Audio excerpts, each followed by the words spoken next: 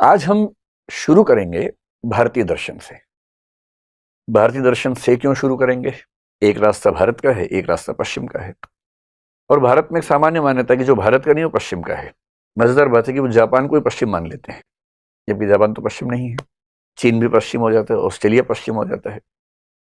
तो एक रास्ता है कि हम भारत से शुरू करें, एक रास्ता है कि हम विश्व से शुरू करें। पर विश्व में क्योंकि ज्यादा दर्शन यूरोप में हुआ, अमेरिका में हुआ, इसलिए मोटे तौर पर पश्चिमी दर्शन का मतलब होता है यूरोप अमेरिका का दर्शन।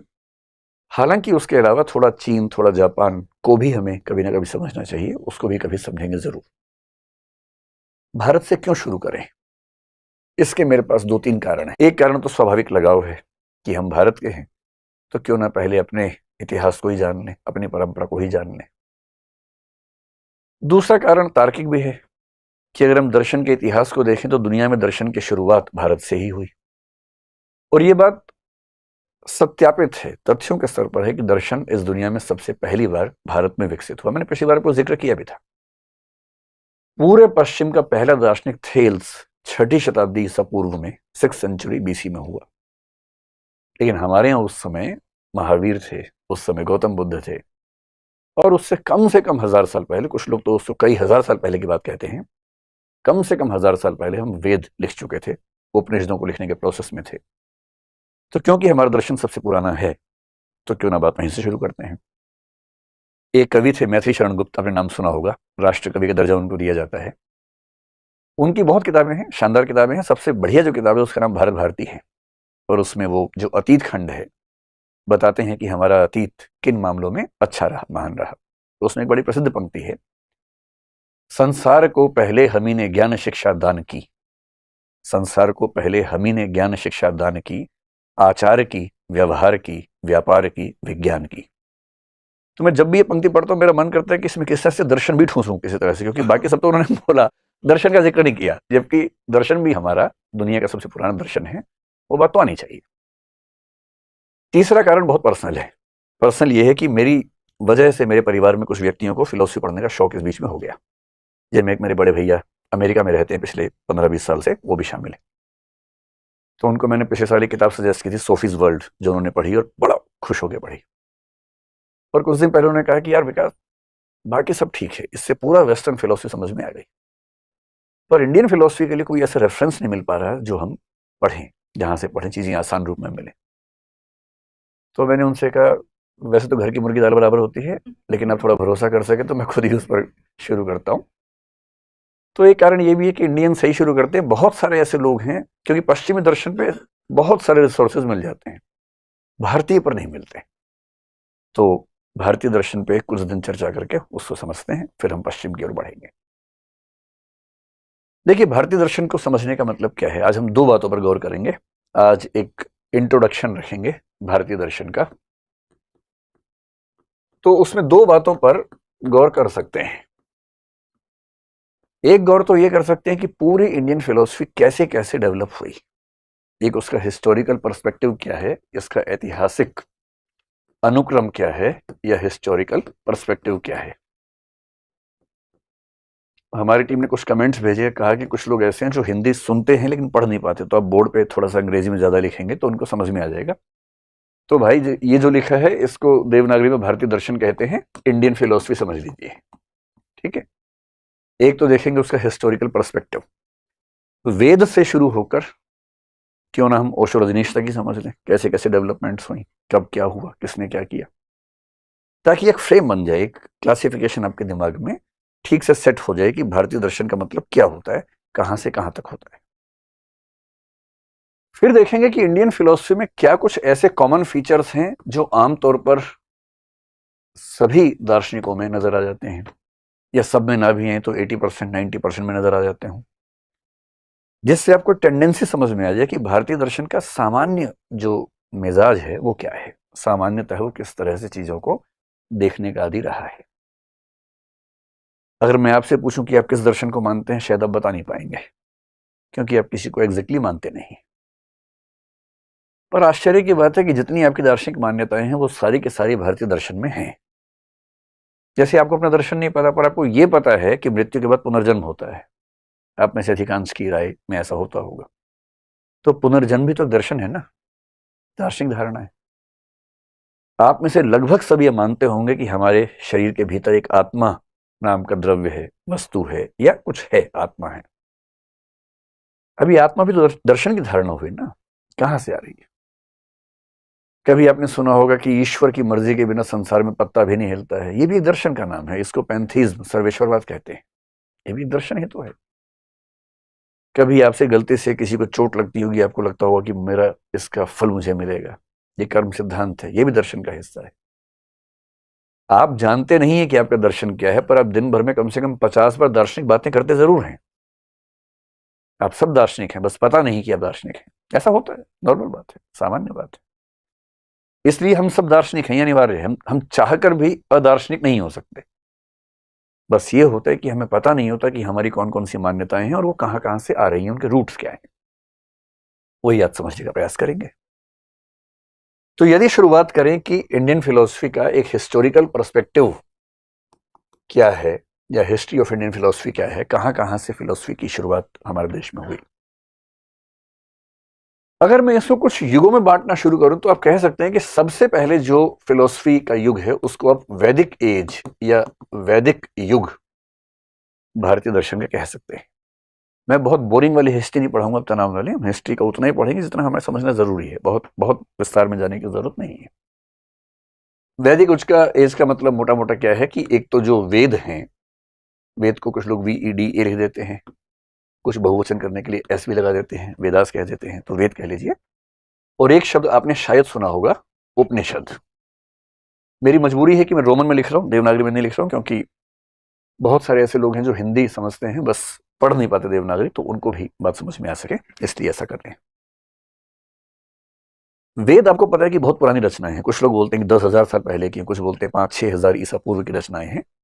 जो NCERTs वगैरह में लिखा हुआ है अब तक, हो सकता है कल को धारणाएं बदलें इतिहास लेखन में, लेकिन अब तक जो धारणाएं जनरली मानी जाती हैं, हम ये मान के चलते हैं कि ईसा पूर्व 1500 ईस्वी के आसपास, उसके 200-300 साल पहले, 200-300 साल बाद के दौर में आमतौर पर वेदों का जो कलेक्शन हुआ, वेदों की रचना हुई और बाद में कलेक्शन भी हुआ।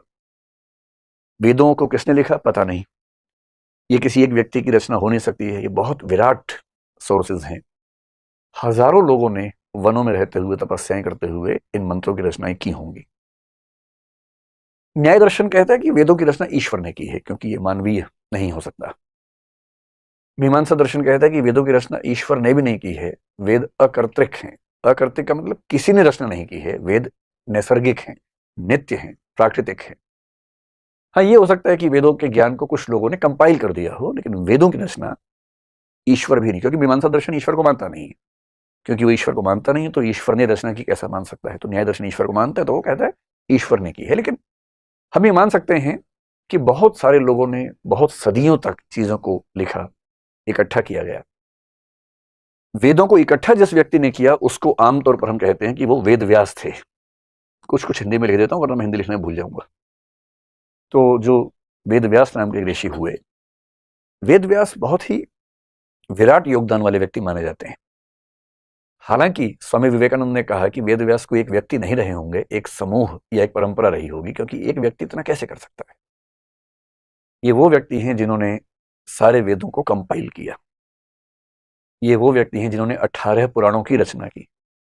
ये वो व्यक्ति हैं जिन्होंने महाभारत की भी रचना की, और महाभारत का मतलब है गीता की भी रचना की। और ये वो व्यक्ति हैं जिनके बारे में लोग मानते हैं कि यही ऋषि बादरायण भी थे जिन्होंने ब्रह्म सूत्र या वेदांत सूत्र की रचना की, जो वेदांत दर्शन का सबसे मूल एक ग्रंथ है। हालांकि चौथी बात पर डिबेट है, कुछ लोग मानते हैं कि दोनों व्यक्ति एक ही व्यक्ति थे।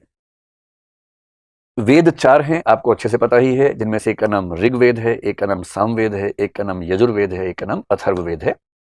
वेदों में दर्शन बहुत ज्यादा नहीं है। वेदों का ज्यादा जो मंतव्य है वो मंत्रों से है, जिनसे हम यज्ञ करते हैं, हवन करते हैं, पूजा पाठ करते हैं। दार्शनिक प्रवृत्तियां वेदों के शुरुआती हिस्से में नजर नहीं आती हैं। इसलिए वेदों में शुरू में कुछ कुछ कंफ्यूजन भी है, जैसे ईश्वर को लेकर, ईश्वर एक है या बहुत सारे हैं। तो वेदों में सामान्यतः है कई ईश्वर माने गए हैं, सूर्य को भी, वरुण को भी, इंद्र को भी, बहुत सारे ईश्वर हैं। और ये कंफ्यूजन भी दिखता है कि मैं पूजा करूं तो किसकी करूं। एक वाक्य वेदों में बार बार आता है, कस्मै देवाय हविषा विधेम।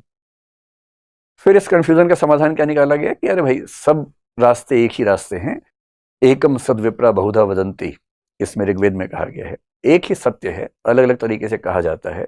अग्नि यमम मातरेश्वान माहु, अग्नि कहो, यम कहो, मातरेश्वान कहो या माहु कहो, सत्य एक ही है। एकम सद विप्रा बहुधा वदंती।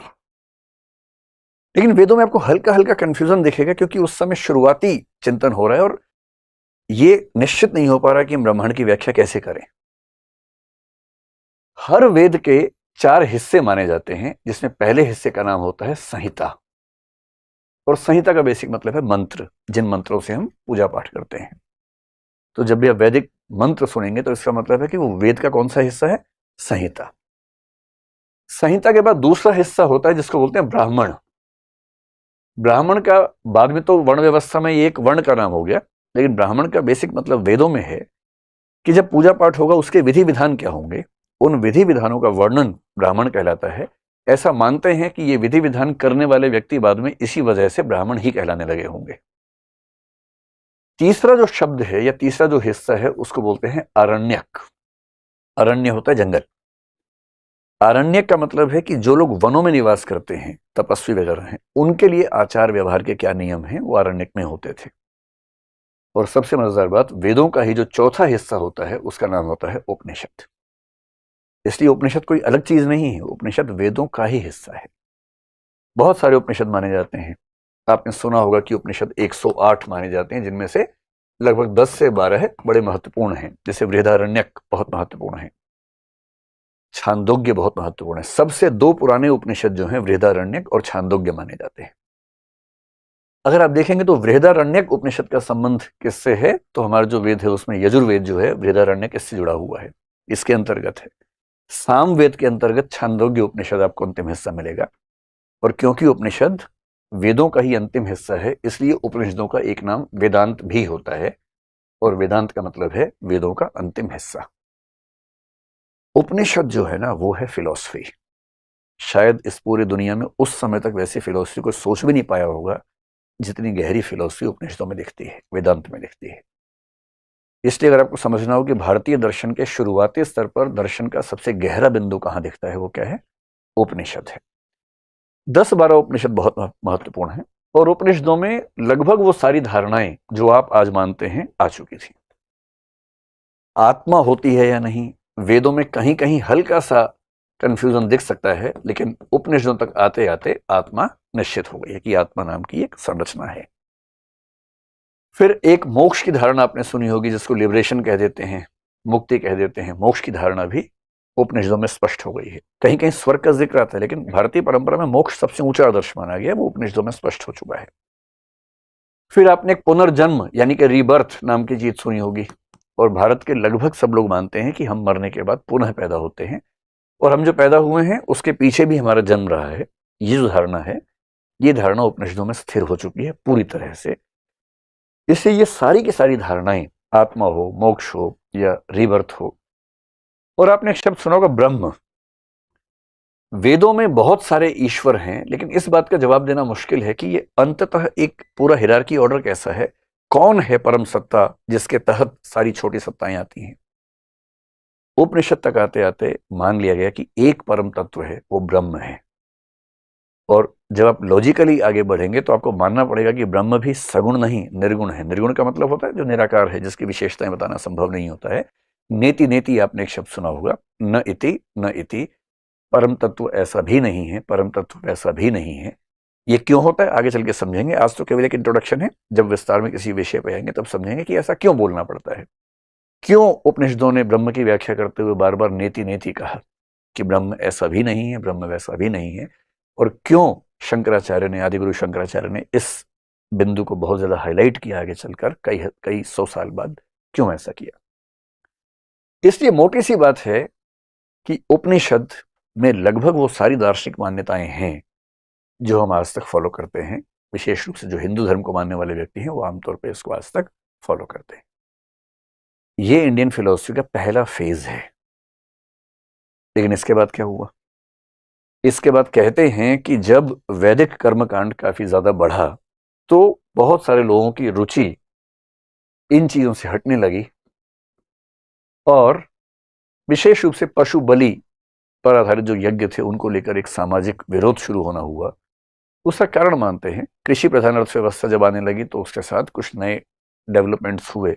जब हम सेकंड टर्म में आएंगे तब समझेंगे इसको। जो सेकंड फेज है वहां पर सेकंड और थर्ड फेज, दो फेज एक साथ समझते हैं। और भारतीय दर्शन की दो धाराएं बटी, जिनमें से एक को बोलते हैं नास्तिक दर्शन और एक को बोलते हैं आस्तिक दर्शन। नास्तिक और आस्तिक तो आपने शब्द सुने ही होंगे। नास्तिक को बोलते हैं हेटेरोडॉक्स और आस्तिक को बोलते हैं ऑर्थोडॉक्स। ये शब्द प्रचलित हैं पश्चिम की दुनिया में, हेटेरोडॉक्स, ऑर्थोडॉक्स, और भारतीय परंपरा में नास्तिक और आस्तिक। अब देखिए, कुल मिला के जो भारतीय दर्शन माने जाते हैं दर्शन की पुस्तकों में, उनकी संख्या मानी जाती है 9। और ये 9 कौन है? वेद उपनिषद के बाद के दर्शन है। वेद उपनिषद को छोड़ दीजिए, उसके बाद जो दर्शन कुल माने जाते हैं वो 9 माने जाते हैं। उन 9 में से 3 नास्तिक हैं, 6 आस्तिक हैं। लेकिन नास्तिक आस्तिक समझने से पहले समझ लें कि इसका मतलब क्या होता है। आप लोगों ने आमतौर पर फिल्मों में जो सुना होगा नास्तिक आस्तिक का अंतर, वो सुना होगा कि ईश्वर को कोई मानता है या नहीं मानता है। यदि कोई गॉड को मानता है तो वो थीस्ट है, कोई गॉड को नहीं मानता है तो वो अथीस्ट है। और अथीस्ट होना और नास्तिक होना एक ही बात है। अथीज्म ही नास्तिक होना है। इंटरेस्टिंग बात है कि भारतीय दर्शन में इसका मतलब ये नहीं होता है, इससे कोई मतलब नहीं। एक दूसरा मतलब कुछ लोग निकालते हैं कि जो लोग परलोक में, परलोक का मतलब ट्रांसेंडेंटल वर्ड, ट्रांसेंडेंटल का मतलब है जो इस दुनिया से, डेंटल से कोई मतलब नहीं इसका, है ना। ट्रांसेंडेंटल का मतलब इस दुनिया से परे की दुनिया।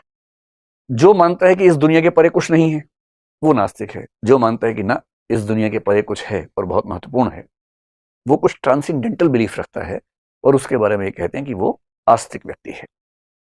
भारतीय दर्शन के क्लासिफिकेशन में आस्तिक का मतलब ये भी नहीं होता है। तो तीसरा क्या हो सकता है? एक तीसरा है, और तीसरा है वेद। जो वेद लिखे गए, और वेद का मतलब यहां उपनिषद से भी हो जाता है क्योंकि उपनिषद वेदों का हिस्सा ही है, अलग से नहीं। कुछ लोग मानते हैं कि वेद में जो लिखा है वो अंतिम सत्य है, अकाट्य सत्य है, परम सत्य है। हम तो उसको प्रमाण के रूप में मानेंगे, एक प्रूफ के रूप में, टेस्टिमनी के रूप में मानेंगे। इसको भारत में शब्द प्रमाण कहते हैं कि अगर किसी प्रामाणिक व्यक्ति का कथन है, प्रामाणिक ग्रंथ का कथन है, ऑथेंटिक सोर्स से आने वाली बात है, तो वो अपने आप में प्रूफ है, एविडेंस है।